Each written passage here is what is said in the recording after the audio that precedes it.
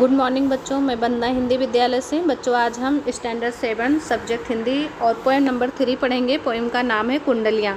इस कुंडलिया को अर्थात इस पोएम को लिखा है कवि गिरिधर जी ने। तो सबसे पहले हम गिरिधर कवि के बारे में समझते हैं।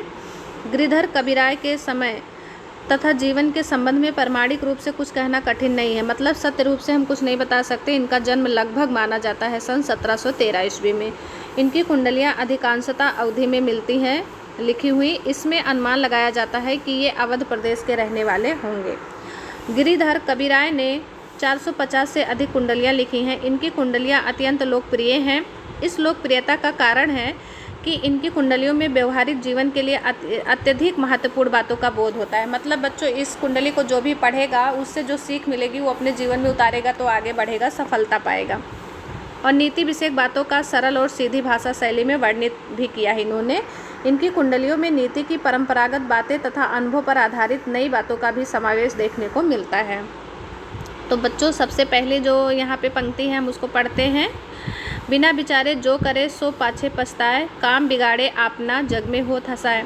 यहाँ पे क्या कह रहे हैं कवि बच्चों कि जो व्यक्ति बिना सोचे विचारे कोई भी काम जल्दबाजी में करता है वो पीछे पछताता है, क्योंकि वो अपना काम बिगाड़ देता है और उसकी वजह से उसी का जग में यानी संसार में जो है जग हंसाई होता है। लोग उसके ऊपर हंसते हैं, उसका मजाक उड़ाते हैं। जग में होत हंसाए, चित्त में चैन न पावे, खान पान सम्मान राग रंग मन ही ना भावे। और जब उस व्यक्ति का पूरे संसार में जग हंसाई होती है, मतलब लोग उस पर हंसते हैं, मजाक उड़ाते हैं, तब उसका जो मन होता है वो विचलित हो जाता है, उसे चैन नहीं मिलता है। खाना पीना, मान सम्मान, राग कुछ भी उसको पसंद नहीं आता है उस समय। आगे कह रहे हैं, कह गिरिधर कबीराय दुख कछु टरत ना टारे, खटकत है जी माही कियो जो बिना विचारे।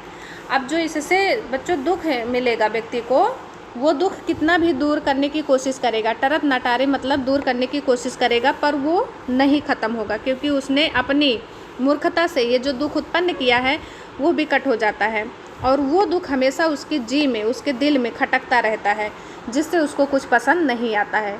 तो इसीलिए कहा जा रहा है कि कभी भी कोई भी कार्य जब करना हो तो बहुत अच्छी तरह से पहले उस पर सोच विचार कर लेना चाहिए। आगे कहते हैं, दौलत पाए ना कीजिए सपनेहू में अभिमान, चंचल जल दिन चारी को ठाऊं न रहत निदान।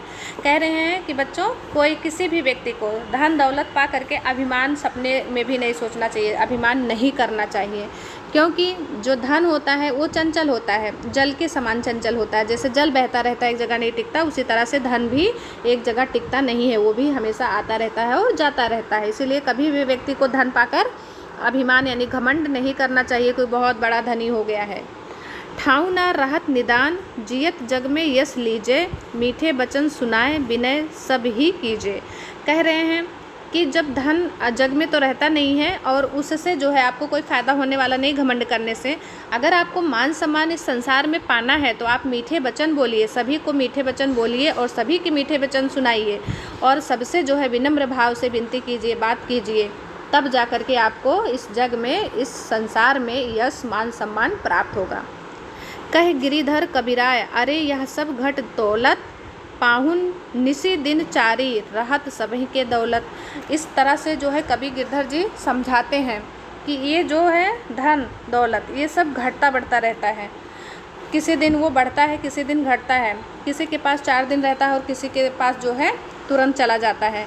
तो ये धन दौलत सभी के घर पे, सभी के पास आता जाता रहता है, इसका घमंड कभी नहीं करना चाहिए।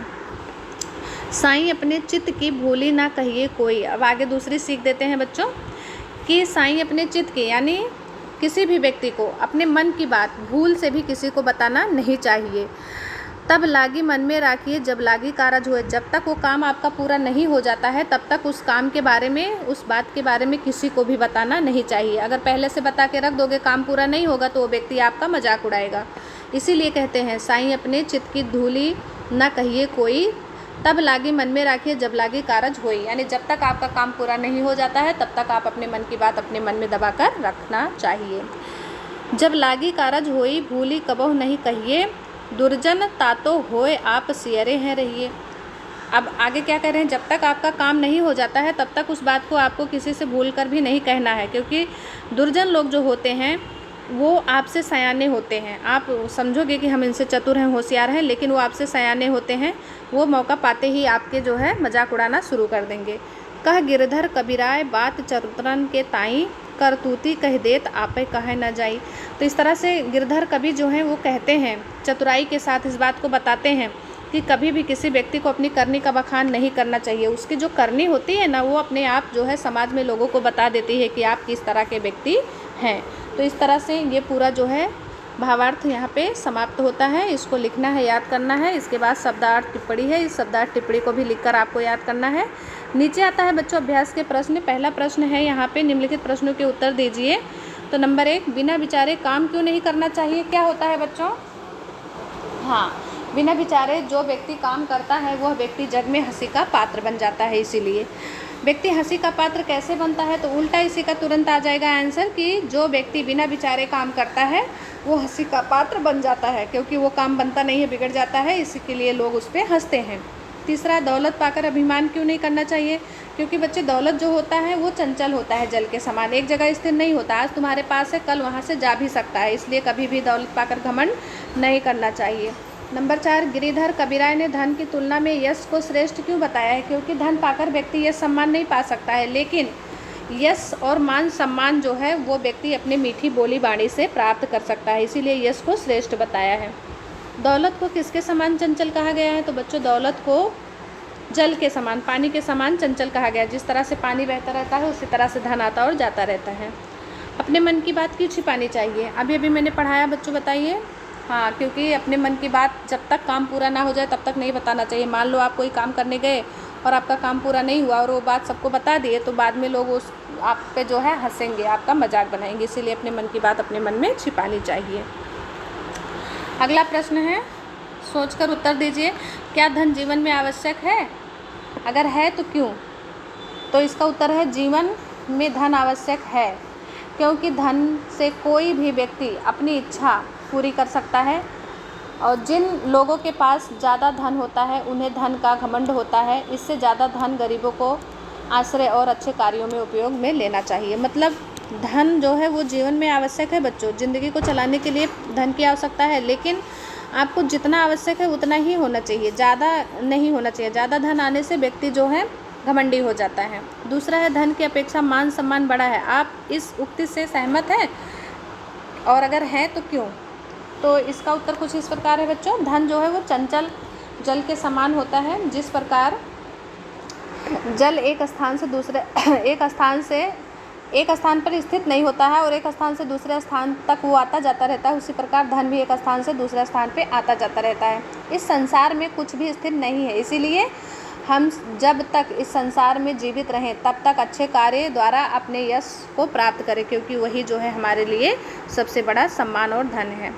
कुछ करने से पहले 100 बार सोचिए। इस मान्यता का कारण क्या हो सकता है, समझाइए। तो इसका उत्तर इस प्रकार है बच्चों, बिना विचारे कोई भी काम नहीं करना चाहिए, क्योंकि बाद में पछताना पड़ सकता है। जब काम नहीं बनेगा तो जो है पछताना पड़ेगा, उसका कार्य बिगड़ जाता है।